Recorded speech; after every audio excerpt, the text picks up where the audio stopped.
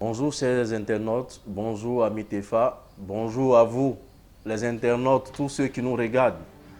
Dans cette rubrique de formation, nous allons parler de notre concept qu'on appelle la VNC. Nous allons parler de en quoi consiste cette VNC, mais surtout que peut apporter la VNC à chacun des Ivoiriens que nous sommes.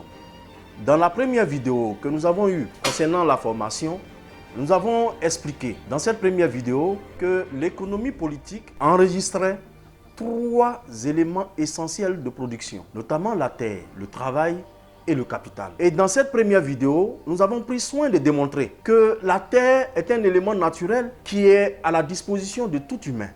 Dans tous les pays ont quand même une terre. Et nous avons noté que certains pays ont une terre même très difficile, notamment le Japon où il y a des tsunamis, où il y a des tremblements de terre partout. Mais cela n'empêche pas ces pays-là de se développer. Nous avons même des pays qui sont dépourvus de terres arables, c'est-à-dire de terres où on peut cultiver. Mais ces pays-là, cela ne les empêche pas de se développer. Vous avez Dubaï, où c'était simplement une terre désertique. Mais aujourd'hui, Dubaï, quand on voit Dubaï, ça fait plaisir pour dire que la terre est certes une richesse, mais l'élément important et catalyseur qui permet de valoriser les choses et d'aller au vrai développement, c'est le deuxième point souligné par l'économie politique qu'on appelle le travail. Grâce à ce travail, le Japonais a réussi à dompter sa terre. Grâce à ce travail, le Japon est développé parce que le Japon a misé sur la matière grise. Alors, le troisième point, c'est le capital. Mais le capital vient là où la matière grise se développe. Parce que cette matière grise permet donc de valoriser les choses, d'aller en ce que nous on a appelé au TEFA l'industrialisation. Voilà. Donc, c'est au constat de tous ces éléments que nous avons demandé et que nous persistons à dire que la VNC, la vision nationale commune que nous proposons, propose en son premier point la transformation locale de toutes nos matières premières. Passer à l'industrialisation de nos matières premières, c'est donner de la valeur ajoutée à ces matières premières. Passer à la transformation locale de nos matières premières, c'est valoriser toutes les chaînes de production dans notre pays. Voilà, donc le premier point que nous avons eu à développer devant vous, chers internautes, parlait de la transformation locale de nos matières premières. Or, rappelons-nous, la VNC consiste en 3 points. Le premier point, c'est la transformation locale de nos matières premières. Le second point, c'est la défiscalisation. Et le troisième point, c'est la déréglementation. Alors, dans la vidéo précédente, nous avons parlé de ce qu'on a appelé la transformation locale de nos matières et que ce que cette transformation pourrait apporter à chaque Ivoirien. Dans cette vidéo aussi, nous allons parler de la défiscalisation. Voilà. Ou le duty free. Aujourd'hui, un peu partout dans le monde, quand vous arrivez à Dubaï, vous avez des écritures au niveau même de l'aéroport où on met Dubaï duty free. Quand vous arrivez à Hong Kong, c'est Hong Kong duty free. Quand vous arrivez même à Malaisie, c'est Malaisie duty free. Aujourd'hui, l'Angleterre, qui sort de l'euro, se veut aussi une nation duty free. Alors, le duty free là, c'est quoi? La défiscalisation dont parle la VNC, c'est quoi? En quoi cette défiscalisation peut nous enrichir?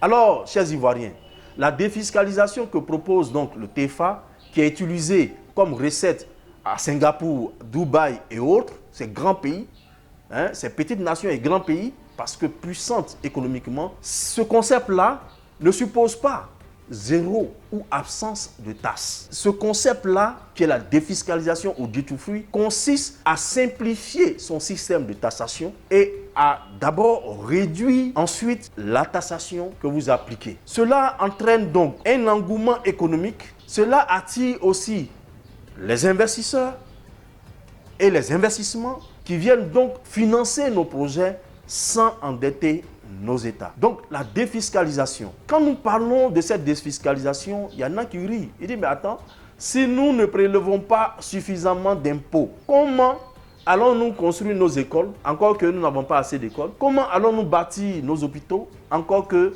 nos hôpitaux souffrent, sont malades? Comment allons-nous mettre nos enfants à l'école? Ben, chers Ivoiriens, détrompez-vous. La défiscalisation ou la simplification du système de taxation permet à un État de gagner beaucoup plus d'argent. Et je m'explique. D'abord, permettez-moi de rentrer dans les concepts modernes de notre système économique actuel. Aujourd'hui, l'infiniment gratuit produit beaucoup. L'exemple que je vous sers, chers Ivoiriens, c'est Facebook. Nous allons tous sur Facebook. C'est totalement gratuit, n'est-ce pas? Mais le créateur de Facebook, Mark Zuckerberg, n'est-il pas un milliardaire en dollars? Où tire-t-il cet argent? Pour vous dire, l'infiniment gratuit produit beaucoup de choses. Dans les petites publicités qui apparaissent sur Facebook, qui est totalement gratuit, cela permet donc à un groupe Facebook d'engranger des milliards et des milliards de dollars. Et aujourd'hui, l'homme qui a créé Facebook est le 4e homme plus riche au monde. Parlons de Google. Nous faisons des recherches sur Google. C'est totalement gratuit.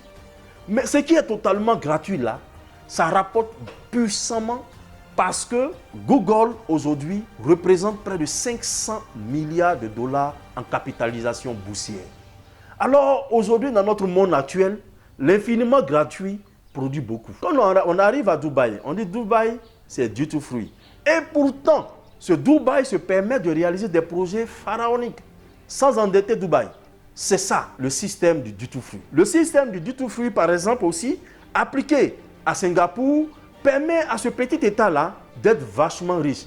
D'ailleurs, chers Ivoiriens, Singapour est ce pays-là qui dirige une multinationale qui est chez nous ici qu'on appelle Olam. Et c'est Olam qui exploite nos cacao, qui paye nos cotons, qui paye notre anacarde et qui transforme. Mais pour le compte de quel État? De ce petit État de 700 km² qui se trouve en Asie. C'est ça, le système du duty free. Quand vous adoptez ce système, l'argent du monde entier vient chez vous. Et quand l'argent du monde entier vient chez vous, vous pouvez l'utiliser pour réaliser tous vos projets sans vous arrêter. Le second élément, c'est que quand nous prenons les tests de la fiscalité, on note que la pression fiscale, ce que représente la somme de tous nos impôts, cela représente environ 15,6% de notre PIB. 15,6%. Nous, on aurait souhaité, ou bien même on s'attendait au minimum, puisqu'il y a la TVA qui coûte 18%, qu'au moins cet impôt-là allait représenter au moins 20% de notre PIB, ce qui n'est pas le cas.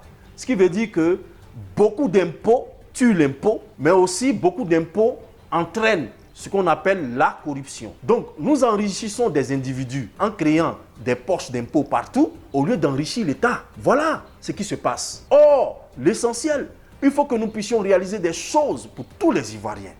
C'est pour cela que le duty free s'avère être la solution qu'il nous faut pour enlever totalement la corruption de cette Côte d'Ivoire. Un autre exemple, chers Ivoiriens.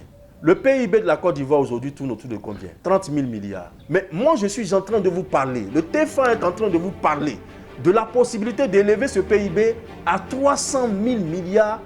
Vous voyez ce que ça représente? Élever le PIB de la Côte d'Ivoire au minimum, au bas mot, à 200 000 milliards. Et si vous avez 200 000 milliards de PIB, que notre impôt ne prend que 15% de cette somme, vous voyez ce que va constituer notre budget, ça sera énorme. Ça sera énorme. Et c'est à ça que nous voulons appeler les Ivoiriens.